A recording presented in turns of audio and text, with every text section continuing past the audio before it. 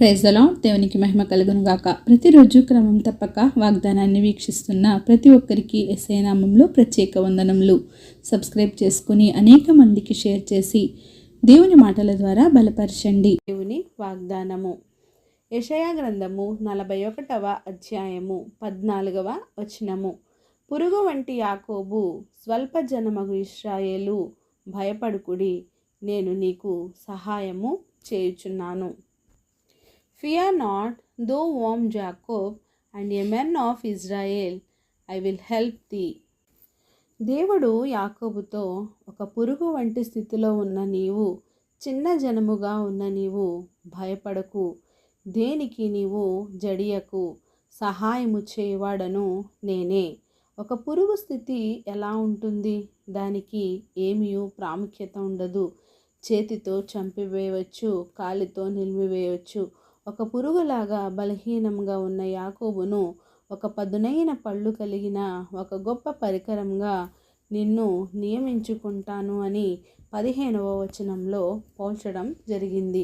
అయితే పురుగుగా ఉన్న యాకోబును కక్కులు పెట్టబడి పదును గల క్రొత్తదైన నురిపిడి మ్రానుగా చేయబడ్డాడు.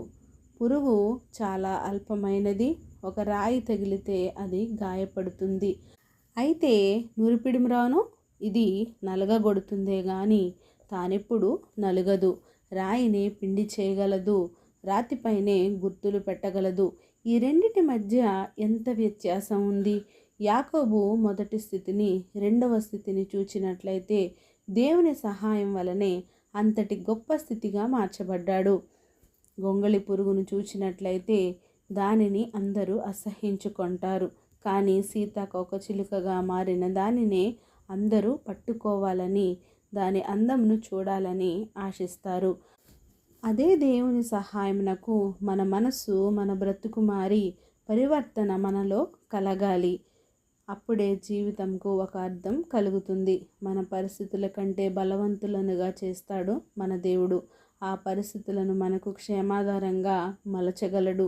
నీ జీవితంలో దుఃఖం, శ్రమ, చితికిపోయిన జీవితంను కలిగి ఉంటే అదే జీవితంలో స్తుతి సంగీతాన్ని వినిపించగలడు. యాకోబు స్థితి మార్చిన దేవుడే మన స్థితిని మార్చగలడు. ఇప్పుడు పురుగు లాంటి స్థితిలో గనుక నీ ఉంటే ఒక గట్టి ఉక్కు లాంటి దృఢమైన పరికరంగా నిన్ను చేయగలడు. భయపడకు, దిగులు పడకు, జడియకు. దేవుడే నీకు సహాయం చేయునుగాక. ఆమేన్. చిన్ని ప్రార్థన. అత్యంత కృప, ప్రేమ, కనికరం కలిగిన మా ప్రియ పరలోకపు తండ్రి, మీరిచ్చిన వాగ్దానంనకే వందనాలు దేవా.